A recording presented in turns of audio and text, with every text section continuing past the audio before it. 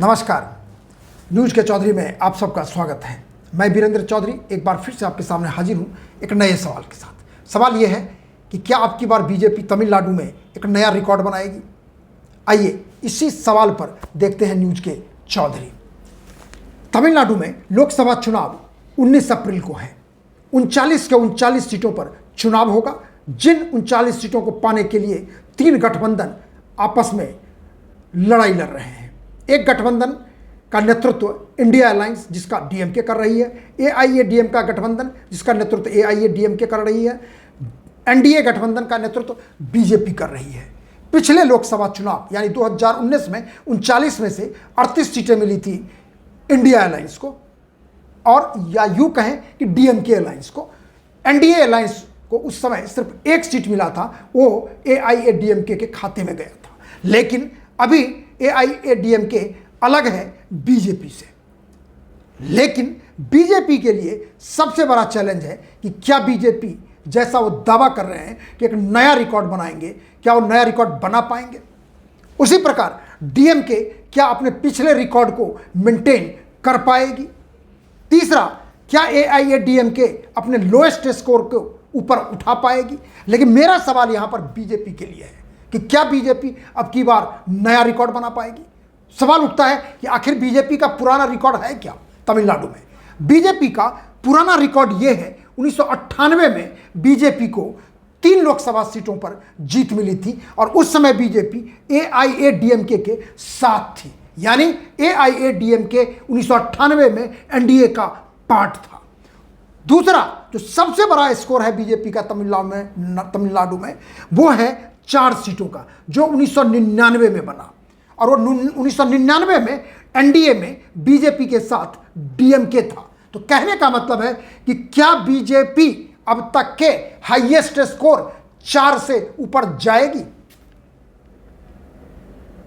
जैसा कि 1999 का वो रिकॉर्ड है। 1998 में सेकंड यानी 3 सीटों का रिकॉर्ड है और 2014 में सिर्फ 1 सीट मिला था। इन 3 चुनाव को अलग कर दें तो इसके अलावे 2019, 2009, 2004 में बीजेपी तमिलनाडु में खाता तक नहीं खोली थी।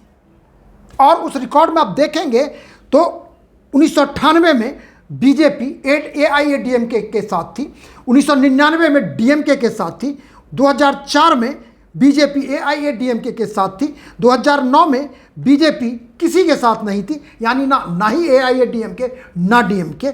2014 में बीजेपी फिर से वही बात, ना डीएमके के साथ ना एआईएडीएमके के साथ। लेकिन 2019 में बीजेपी एआईएडीएमके के साथ थी, लेकिन एक भी सीट नहीं मिला था।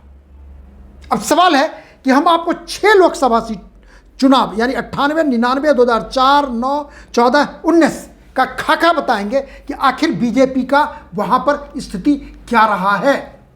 यदि 2019 लोकसभा चुनाव का देखें आप, बीजेपी 5 सीटों पर तमिलनाडु में रनर अप थी, यानी दूसरे पोजीशन पर। पहला कोयंबटूर, कन्याकुमारी, रामनाथपुरम, शिवगंगा, टूथुकुडी 2019 में। और यदि 14 लोकसभा चुनाव का देखें तो बीजेपी 2014 में कन्याकुमारी सीट जीती थी और उसके बाद 3 लोकसभा सीटों पर रनर अप थी, यानी दूसरे नंबर पर। वो सीट था कोयंबटूर, पोल्लाची, वेल्लोर। यदि आप 2009 का देखेंगे तो बीजेपी सिर्फ 1 सीट पर रनर अप थी, वो था आपका कन्याकुमारी। 2004 का देखें तो फिर से बीजेपी सीट नहीं जीतती है, लेकिन रनर अप रहती है 5 सीटों पे। वो सीट था कोयंबटूर, धर्मपुरी, मद्रास नॉर्थ, नागरकोइल जिसे हम कन्याकुमारी भी कहते हैं, अब नीलगिरीज। इन 5 सीटों पर बीजेपी रनर अप थी, यानी दूसरे स्थान पर। यदि हम 1999 का आंकड़ा देखें, जो बीजेपी का हाईएस्ट स्कोर है, 4 सीट बीजेपी जीती थी। वो सीट था कोयंबटूर, नागरकोइल यानी कन्याकुमारी, तीसरा नीलगिरीज, चौथा तिरुचिरापल्ली, और उसके अलावे 2 सीटों पर बीजेपी रनर अप थी, शिवगंगा और तेनकासी। ये आंकड़ा है 1999 का, जो बीजेपी का हाईएस्ट स्कोर है। 1998 का आंकड़ा देखें लोकसभा चुनाव का तो बीजेपी 3 सीटों पर चुनाव जीती थी, कोयंबटूर, नीलगिरी, तिरुचिरापल्ली, और 2 सीटों पे बीजेपी रनर अप रही थी। वो सीट था नागरकोइल यानी कि कन्याकुमारी, और दूसरा था मद्रास साउथ 1998 में, जहां पे जनक कृष्णमूर्ति जी बीजेपी के फॉर्मर चीफ मिनिस्टर कैंडिडेट थे।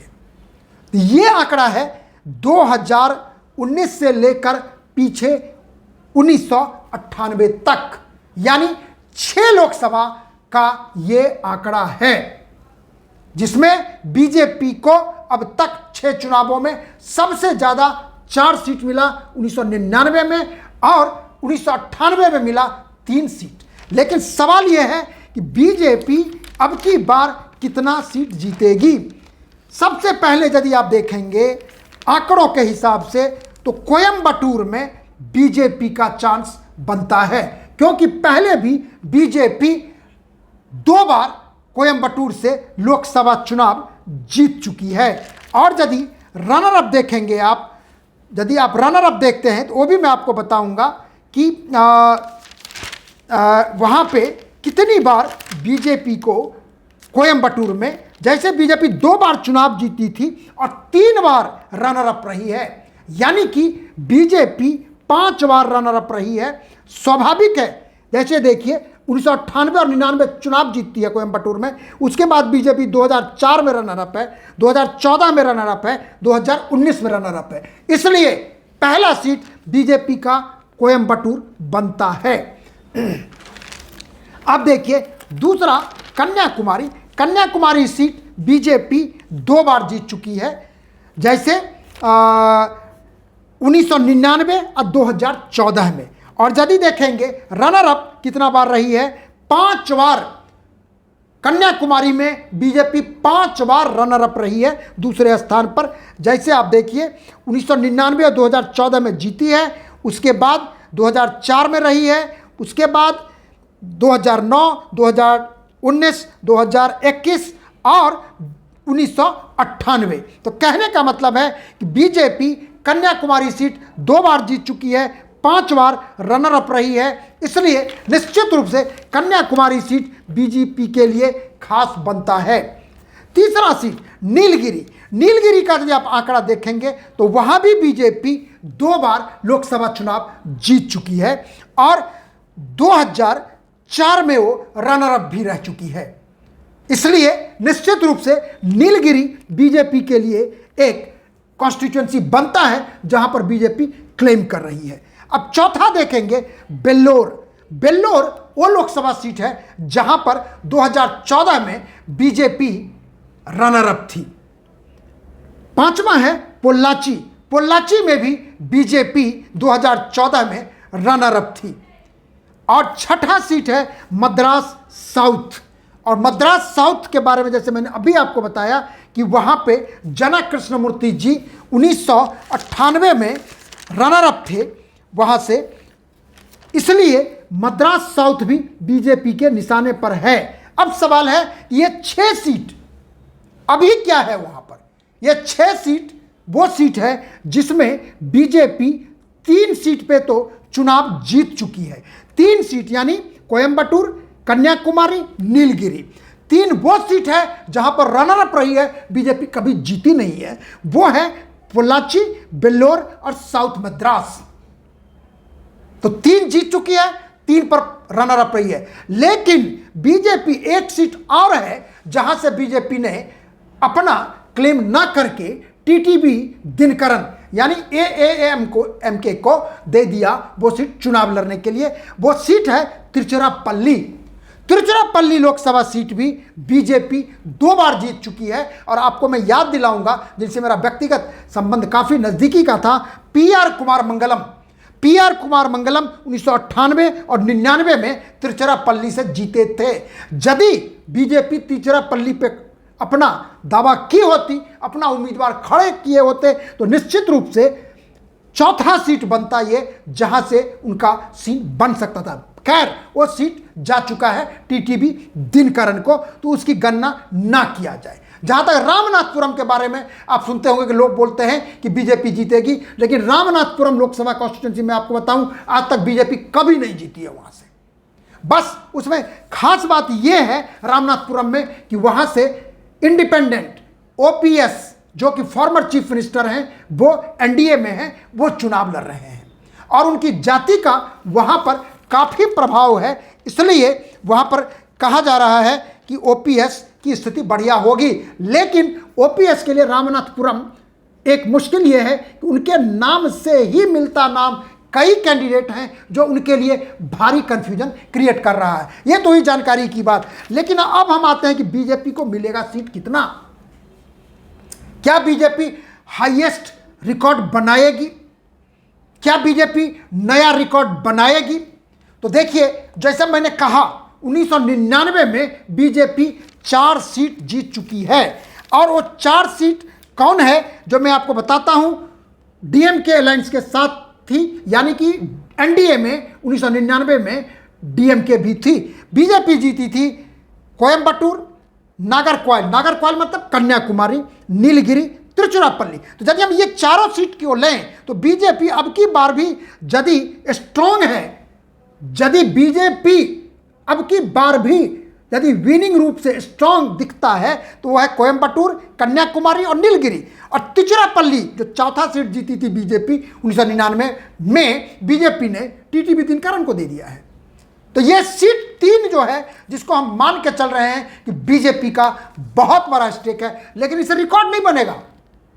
रिकॉर्ड कैसे बनेगा जब बीजेपी 4 सीट से ज्यादा पाएगी। उस स्थिति के लिए हम कह सकते हैं कि चौथा सीट बेल्लोर, 5वां सीट पोल्लाची और 6ठा सीट मद्रास साउथ। अब देखिए वहां पर आप देखेंगे कोयंबटूर में के अन्नामलाई हैं, उनके खिलाफ डीएमके एडीएमके दोनों हैं। कन्याकुमारी में बीजेपी के खिलाफ कांग्रेस और एआईएडीएमके दोनों हैं। नीलगिरीज में बीजेपी के खिलाफ डीएमके और एडीएमके दोनों हैं। और उसके बाद यदि मद्रास साउथ में देखते हैं तो वहाँ भी जो सौंदरराजन, तमिलसाई सौंदरराजन चुनाव लड़ रही हैं, फॉर्मर गवर्नर, उनके खिलाफ भी वहाँ पर डीएमके एडीएमके दोनों हैं। अब सवाल यहाँ पर यह उठता है कि यदि बीजेपी इन 6 में से, रिपीट कर रहा हूँ मैं, कोयंबटूर, कन्याकुमारी, नीलगिरी, बेल्लोर, पोलाची, मद्रास साउथ, यदि इन 6 सीटों में से बीजेपी 5 सीट भी जीतती है तो एक नया रिकॉर्ड बनेगा। बीजेपी एक इतिहास बनाएगी अपने दम पर और अपने रिकॉर्ड को तोड़ेगी। और यदि 6 का 6 सीट जीत जाती है तब तो कोई बात ही नहीं, एक नया रिकॉर्ड बनेगा कि पहले बीजेपी ने 4 सीट जीता, अब की बार 6 सीट जीता। हाँ, यह बात जरूर है कि बीजेपी अब की बार हर फ्रंट पे अपना ऐसे काम कर रही है कि जिस तरह से, एक तो पीएम मोदी का उनके साथ बहुत बड़ा एडवांटेज है, के अन्नामलाई बहुत बड़ा एडवांटेज है, क्योंकि तमिल नेता, इतना पॉपुलर नेता बीजेपी को आज तक कभी नहीं मिला। जो पहली बार मिला है वो आईपीएस रहे हैं, बड़े ही दबंग टाइप के ऑफिसर रहे हैं, साथ ही बहुत ही एक तरह से लोगों से जुड़े हुए हैं और उनका एक अपना खास प्रभाव पूरे तमिलनाडु में है और वो कोयंबटूर इलाके से बिलोंग करते हैं। और यदि कास्ट कॉम्बिनेशन आप देखेंगे तो एनडीए अलायंस ने पीएमके को जोड़ा हुआ है अपने साथ, जो बंडियार समुदाय से है। टीटीवी दिनकरन जो शशिकला के भतीजे हैं, थेवार जाति से हैं, जिनका साउथ तमिलनाडु में बहुत बड़ा प्रभाव है। ओपीएस भी थेवार से हैं। एल मुरुगन जो बीजेपी के कैंडिडेट हैं नीलगिरीज में और केंद्रीय मंत्री भी हैं, दलित हैं, जिसका दलित का बहुत बड़ा प्रभाव है। के अन्नामलाई जो बीजेपी स्टेट प्रेसिडेंट हैं और कोयंबटूर से चुनाव लड़ रहे हैं, वो गोंडर जाति से आते हैं। और उसी जाति से ईपीएस भी आते हैं जो एआईएडीएम के जनरल सेक्रेटरी हैं और उसके नेता हैं। उसके बाद यदि आप देखेंगे एक और जात है जिसका वहाँ पर काफ़ी प्रभाव है, वो नादर जाति है, जिसके बड़े नेताओं में से आते हैं सौंदरराजन फॉर्मर गवर्नर और Radha Krishnan former union minister, ये भी इसी नादर जात से आते हैं। तो कहने का मतलब यह है कि हिस्टोरिकल डेटा और सोशल इंजीनियरिंग का डेटा यही कहता है कि बीजेपी अब की बार तमिलनाडु में एक नया रिकॉर्ड बना सकती है। लेकिन मैं एक चीज जरूर कहूंगा कि बीजेपी जहां जहां है वहां पर एआईएडीएमके भी है। कायदे से एंटी इनकम्बेंसी होता और है यदि डीएमके के खिलाफ, तो एआईएडीएमके बीजेपी एक साथ होते तो शायद विनिंग चांस बहुत ज्यादा होता। वो प्रॉब्लम ये हो गया है कि जो भी वोट कटेगा बीजेपी से अलग AIADMK के पक्ष में निश्चित रूप से कॉमन वोट होगा। वो वोट कितना नुकसान पहुंचाता है वो देखने की बात होगी। वैसे रिकॉर्ड की जहां तक बात है तो यदि बीजेपी 4 सीट से ज्यादा अब की बार तमिलनाडु में पाती है, चाहे वो 5 हो चाहे 6 हो, जो मैंने 6 कॉन्स्टिट्यूंसी का नाम लिया है, यदि वो 6 सीट जीत जाती है तो बीजेपी तमिलनाडु के इतिहास, चुनावी इतिहास में एक नया रिकॉर्ड बनाएगी। और यह है मेरा अनुमान। अब परिणाम के लिए आपको इंतजार करना होगा, हमको इंतजार करना होगा जून 4 का। आखिर में यदि आपको कार्यक्रम अच्छा लगता है तो इसे आप लाइक करें, शेयर करें, और यदि कुछ कहना चाहते हैं तो कमेंट सेक्शन में जाकर अपनी बात जरूर लिखें। और आखिर में आपसे एक निवेदन है, प्रार्थना है कि मेरे YouTube चैनल को आप जरूर सब्सक्राइब कीजिए, जिसके लिए मैं हमेशा आपका ऋणी और आभारी रहूंगा। बहुत बहुत धन्यवाद। नमस्कार।